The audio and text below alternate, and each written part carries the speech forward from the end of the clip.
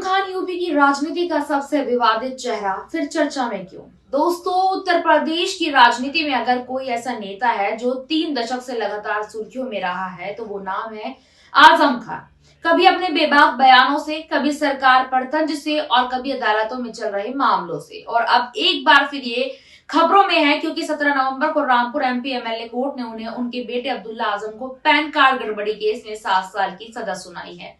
क्या है पूरा मामला? दिसंबर 2019 में दर्ज इस केस में आरोप था कि अब्दुल्ला आजम ने 2 जन्म तारीखों का आधार पर 2 पैन कार्ड बनवाए। एक पैन कार्ड में जन्म तिथि थी 1 जनवरी 1993 तो दूसरे में 30 सितंबर 1990।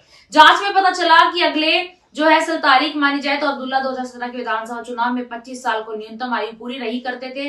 आरोप लगा कि चुनाव लड़ने की जो है पात्रता पाने के लिए दूसरा पैन कार्ड बनवाया था और इसी कथित गड़बड़ी में आजम खान पर सहयोग और साजिश का आरोप जोड़ा गया। अदालत ने जो है जाल, धोखाधड़ी और आपराधिक साजिश दोनों के 7 साल की कैद और 50,000 रुपए जुर्माना सुनाया। फैसला सुनाते ही पुलिस ने दोनों को कोर्ट परिसर में हिरासत में ले लिया था।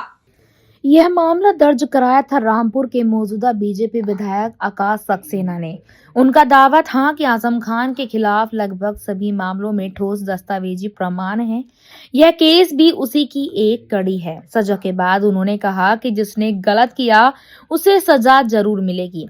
आजम खान का एक बयान था, अदालत ने गुनहगार समझा है। फैसले के बाद आजम खान ने शांत स्वर में कहा कि अदालत ने हमें गुनहगार समझा इसलिए सजा दी है। ये बयान साफ दिखाता है कि आजम खान इस बार अपने पुराने आक्रामक मूड में बिल्कुल भी नहीं थे। अखिलेश यादव का हमला था कि कुदरत का हिसाब। समाजवादी पार्टी के अध्यक्ष अखिलेश यादव ने एक्स पर लिखा था कि सत्ता के गुरूर में जो लोग नाइंसाफी और जुल्म की हदें पार कर देते हैं वो एक दिन कुदरत के फैसले की गिरफ्त में आते हैं। यानी कि अखिलेश ने इस फैसले को सरकार की कार्यवाही नहीं बल्कि संयोग और राजनीति के चश्मे से देखा है। बार बार जेल, बार बार रिहाई, यूपी की राजनीति में अनोखा सफर। आजम खान ने बताया कि उन पर 100 से ज्यादा मुकदमे हैं, जिनमें कुछ बेहद ही मामूली जैसे कि मुर्गी चोरी, दुकान लुटवाना, सड़क रोकने जैसे केस भी शामिल हैं। वे पहले भी 2 बार जेल जा चुके हैं और इस बार तीसरी बार वो जेल में है।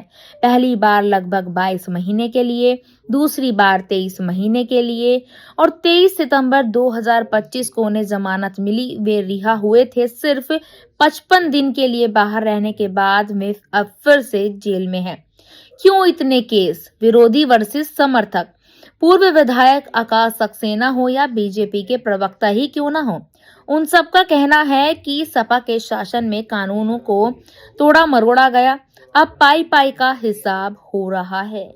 उधर आजम खान के समर्थक कहते हैं कि यह राजनीतिक प्रतिशोध है।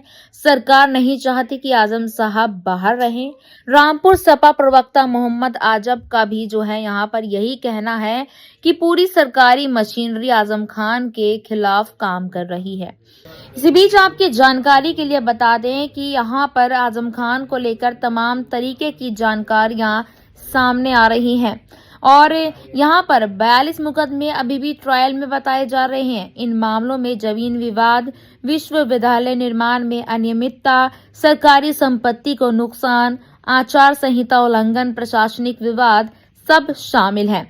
विश्लेषकों की नजर में क्यों टारगेट? राजनीतिक विश्लेषक जो है यहाँ पर उनके अनुसार आजम खान मुस्लिम हैं। सरकार का खास ध्यान इस पर भी रहता है। वे कहते हैं कि आजम भले ही आज खतरा ना हो लेकिन उनकी बेबाक शैली हमेशा सरकार को चुभती रही है। यहाँ पर जो है वरिष्ठ पत्रकार भी कहते हैं कि आजम ना मायावती है ना अखिलेश जैसी पार्टी संरचना उनके पीछे खड़ी है, इसीलिए राजनीतिक तौर पर वे ज्यादा असुरक्षित महसूस करते हैं। आपकी जानकारी के लिए बता दें कि यहाँ पर आजम खान जो है उनसे जेल में मिलने उनकी पत्नी तंजीन फातिमा गई थी, लेकिन उन्होंने अपनी पत्नी से भी मिलने से इनकार कर दिया। कुछ वक्त पहले से ये जानकारी सामने आ रही है कि आजम खान की तबीयत जो है जेल में खराब हो रही है, लेकिन वो डॉक्टरों से यहाँ पर जो है कोई भी उपचार कराने से मना कर रहे हैं। आखिरकार क्या चाहते हैं आजम खान? क्या आजम खान का जो है मायूसी भरा चेहरा अब सामने आने लगा है?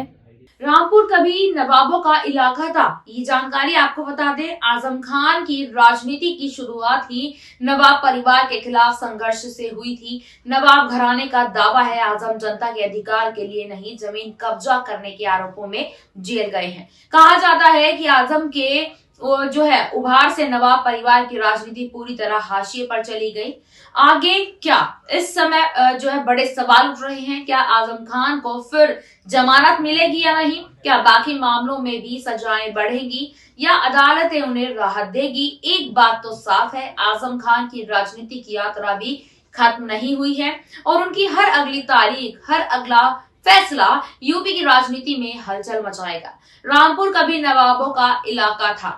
आजम खान की राजनीति की शुरुआत ही नवाब परिवार के खिलाफ संघर्ष से हुई थी।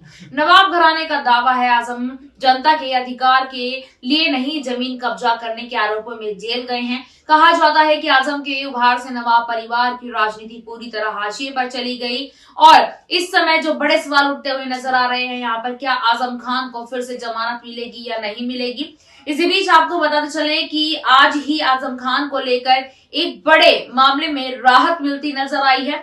जो मामला 2017 से चल रहा था यहाँ पर, उसको लेकर एक बड़ी जानकारी सामने आई है, बड़ा फैसला आया है। अब इंतजार है कि आजम खान जेल से बाहर आएंगे या नहीं, इस पर अभी कुछ नहीं कहा जा सकता, लेकिन आजम खान को लेकर पूरी जानकारी के लिए बने रहिएगा हमारे साथ। धन्यवाद।